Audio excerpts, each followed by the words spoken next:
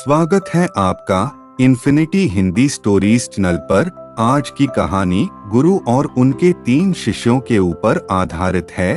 उसका नाम है गुरु दक्षिणा। एक बार एक शिष्य ने विनम्रतापूर्वक अपने गुरुजी से पूछा, गुरुजी, कुछ लोग कहते हैं कि जीवन एक संघर्ष है, कुछ अन्य कहते हैं कि जीवन एक खेल है और कुछ जीवन को एक उत्सव की संज्ञा देते हैं। इनमें कौन सही है? गुरुजी ने तत्काल बड़े ही धैर्यपूर्वक उत्तर दिया, जिन्हें गुरु नहीं मिला उनके लिए जीवन एक संघर्ष है, जिन्हें गुरु मिल गया उनका जीवन एक खेल है, और जो लोग गुरु द्वारा बताए गए मार्ग पर चलने लगते हैं, मात्र वे ही जीवन को एक उत्सव का नाम देने का साहस जुटा पाते हैं। यह उत्तर सुनने के बाद भी शिष्य पूरी तरह से संतुष्ट न था। गुरुजी को इसका आभास हो गया। वे कहने लगे, लो, तुम्हें इसी संदर्भ में एक कहानी सुनाता हूँ। ध्यान से सुनोगे तो स्वयं ही अपने प्रश्न का उत्तर पा सकोगे।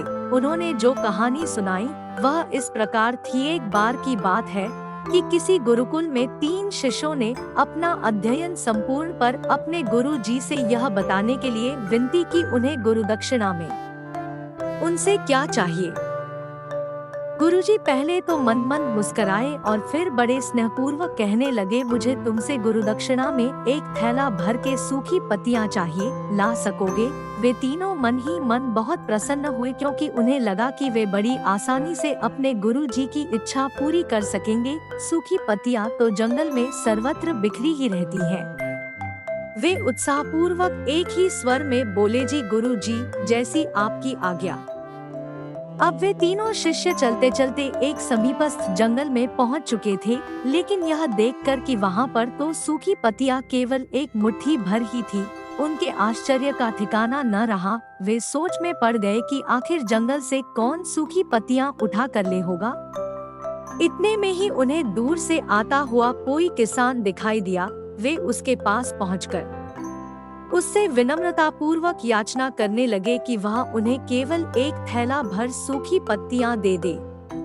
अब उस किसान ने उनसे क्षमायाचना करते हुए उन्हें यह बताया कि वह उनकी मदद नहीं कर सकता, क्योंकि उसने सूखी पत्तियों का ईंधन के रूप में पहले ही उपयोग कर लिया था। अब वे तीनों पास में ही बसे एक गांव की ओर इस आशा से बढ़ने लगे थे कि हो सकता है वहां उस गांव में उनकी कोई सहायता कर सके। वहां पहुंचकर उन्होंने जब एक व्यापारी को देखा तो बड़ी उम्मीद से उससे एक थैला भर सूखी पत्तियां देने के लिए प्रार्थना करने लगे, लेकिन उन्हें फिर से एक बार निराशा ही हाथ आई, क्योंकि उस व्यापारी ने तो पहले ही कुछ पैसे कमाने के लिए सूखी पत्तियों के दोने बनाकर बेच दिए थे। लेकिन उस व्यापारी ने उदारता दिखाते हुए उन्हें एक बूढ़ी माँ का पता बताया, जो सूखी पत्तियां एकत्रित किया करती थी, पर भाग्य ने पर भी उनका साथ नहीं दिया, क्योंकि वह बूढ़ी माँ तो उन पत्तियों को अलग अलग करके कई की औषधियाँ करती थी। अब निराश होकर वे तीनों खाली हाथ ही गुरुकुल लौट गए। गुरु जी ने देखते ही स्नेहपूर्वक पूछा, पुत्रों,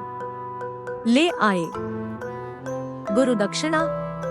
तीनों ने सर झुका लिया। गुरु द्वारा दोबारा पूछे जाने पर उनमें से एक शिष्य कहने लगा, गुरुदेव, हम आपकी इच्छा पूरी नहीं कर पाए।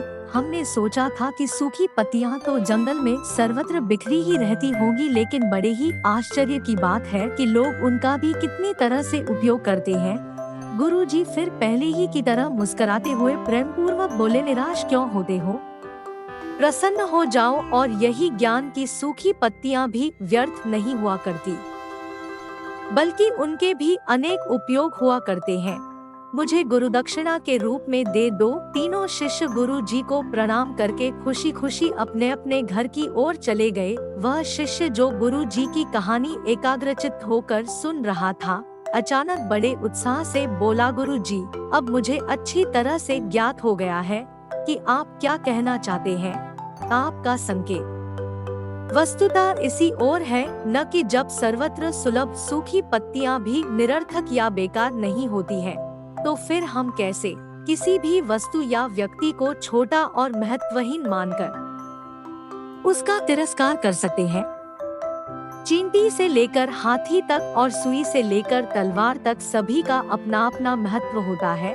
गुरु जी भी तुरंत ही बोले, हाँ पुत्रक, मेरे कहने का भी यही तात्पर्य है कि हम जब भी किसी से मिले तो उसे यथायोग्य मान देने का भरसक प्रयास करें, ताकि आपस में स्नेह, सद्भावना, सहानुभूति एवं सहिष्णुता का विस्तार होता रहे और हमारा जीवन संघर्ष के बजाय उत्सव बन सके। दूसरे, यदि जीवन को एक खेल ही माना जाए तो बेहतर यही होगा कि हम निर्विक्षेप, स्वस्थ एवं शांत प्रतियोगिता में ही भाग लें और अपने निष्पादन तथा निर्माण को ऊंचाई के शिखर पर ले जाने का अथक प्रयास करें। अब शिष्य पूरी तरह से संतुष्ट था। अंततः मैं यही कहना चाहती हूँ कि यदि हम मन, वचन और कर्म, इन तीनों ही स्तरों पर इस कहानी का मूल्यांकन करें तो भी यह कहानी खरी ही उतरेगी। सबके प्रति पूर्वाग्रह से मुक्त मन वाला व्यक्ति अपने वचनों से कभी भी किसी को आहत करने का दुस्साहस नहीं, और उसकी यही ऊर्जा उसके पुरुषार्थ के मार्ग की समस्त बाधाओं को हर लेती है। हमारे जीवन का सबसे बड़ा उत्सव पुरुषार्थ ही होता है, ऐसा विद्वानों का मत है। अगर आपको कहानी अच्छी लगी तो प्लीज लाइक, शेयर और सब्सक्राइब कीजिए। धन्यवाद।